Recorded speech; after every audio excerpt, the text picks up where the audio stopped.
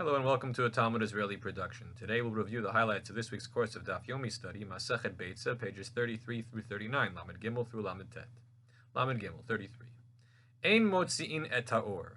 One is not allowed to produce a flame on Yom Tov.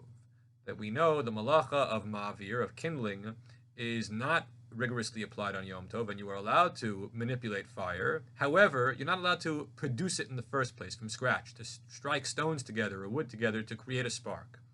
Why? But if the malacha is not really relevant on Yom Tov, then why should even this not be permitted? So the Gemara answers, "My time is the kamolid b'Yom Tov," because you are creating something new.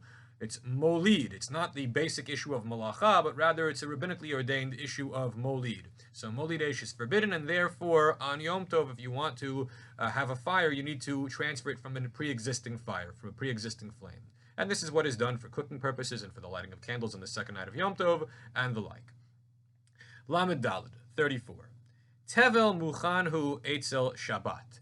Tevel, which is produce that needs to be tithed, that have truma and maaser taken from it, but it is yet to have it taken from it, and you are forbidden to eat that tevel, it is considered muchan, prepared with regard to Shabbat. That it is not muktzah, off limits by rabbinic law, even though you can't eat it in its current state. Now, why should that be the case? You would think that since it is unavailable religiously, from a standpoint of Truma and Maaser, it should be unavailable religiously from the standpoint of Shabbat as well.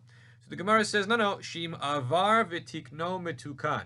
The reason why it's not going to be muktzah, it's going to be considered muchan, prepared, is because in the event you were to tithe on Shabbat, it counts. You're not supposed to do that, but if you did it, the act of tithing counts. And so since there's a scenario in which the food is going to be potentially available, it is considered muchan already now, even in its tevel state.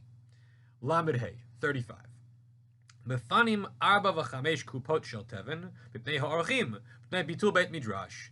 So on Shabbat and Yom Tov, we do not want a person to be involved in strenuous activity, rigorous physical activity, certainly if it's not needed for the Yom Tov. All right, but sometimes there is an act of schlepping, of moving items, fairly heavy items, that is needed for the sake of the holiday. So the Gemara here is saying you're allowed to move 4 or 5 boxes of straw out of a storage facility in order to create space for guests who are coming to enjoy the Shabbat meal or the Yom Tov meal. Or Bitul Beit Midrash, or you need space to have a public lecture, a Torah lecture, a shiur. So you're creating a Beit Midrash, a yeshiva, on your premises, and you can only do that if you clear some space. You're allowed to move a bunch of boxes of straw for that purpose. Lamed Vav, 36. Here, the Gemara talks about various rabbinical decrees that apply to Shabbat and Yom Tov. Lo olin ba'ilan. You're not allowed to climb trees. Why? Gezerah shema yitlosh. It is a rabbinical decree lest you break off a branch of the tree, which would be the malacha of kotzer. Lo rochmin al gabe behema. You're not allowed to ride an animal, because lest you rip a branch off of the tree in order to have a whip with which to steer the animal. Lo meptapchin, lo mesapkin, lo merakdin. You can't clap hands and bang thighs and dance. So celebratory activities like that, you're not allowed to do. Shemei taken klei shir, lest you fix a musical instrument and be guilty of malacha in fixing the instrument. Contemporary Jewry has relaxed the standards regarding clapping hands and dancing, and you'll find, of course, recently on Simchat Torah, that Jews in synagogues all over the world were dancing and clapping and making a ruckus in celebration of the holiday. One of the reasons why this is the case is because we are not proficient in fixing musical instruments anymore, so the concern which was expressed by the Talmud about what might happen if you start dancing and clapping, since we're not really worried it's going to happen, so then the rabbinical decree can be relaxed. Lamed Zayin, 37.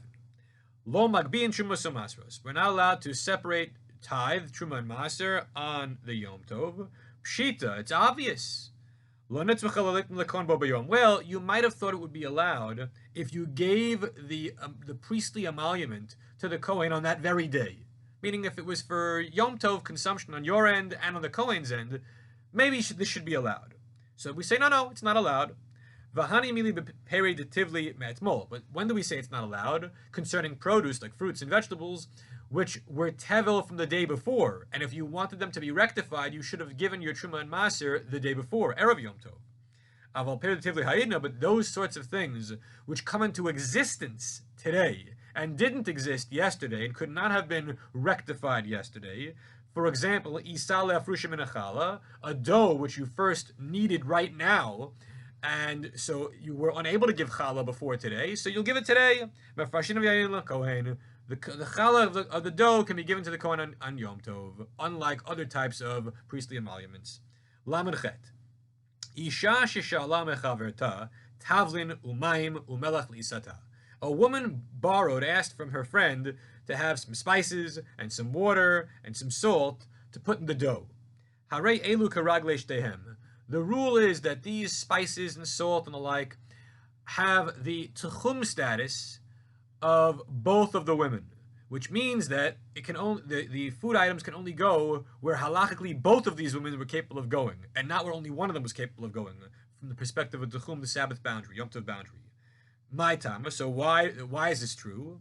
Rava Amar Tavlin Latama Avidav Tam Lo Batil. Well, because spices create flavor, and the flavor is not nullified. Had it been nullified, then we could forget about the woman who originally owned the water and the salt and the spices, that she's out of the picture, and now the only thing that matters is the final product, the bread from the second woman. But because flavor cannot be nullified, then even the first woman's halachic status and her tchum is relevant in the equation, and the ingredients can only go where both women were allowed to go. Lamed Tet, 39. The Mishnah says as follows. Mishayu perota biracheret. The person was in one city, city A, and his produce was in city B. V'arvo b'nei ota yer lavietzlo pirotav. And the people in city B, where his produce was, they want to do him a favor. They make an eruv, eruv techumen, and they travel to city A to give the guy his produce. Lo yaviulo. Well, this doesn't work. They should not bring it to him. Why? Because the produce was unavailable to him when the Yom Tov began, or the Shabbat began, and it's wrong. We're talking about Yom Tov. It's wrong for this person to make use of that which was unavailable to him when the holiday started. However, if he made an eruv techumen, then the produce is available to him. Why? Because he could have accessed it himself without assistance. And under those circumstances, we want him to be able to have use of his peirot. Everyone have a great week.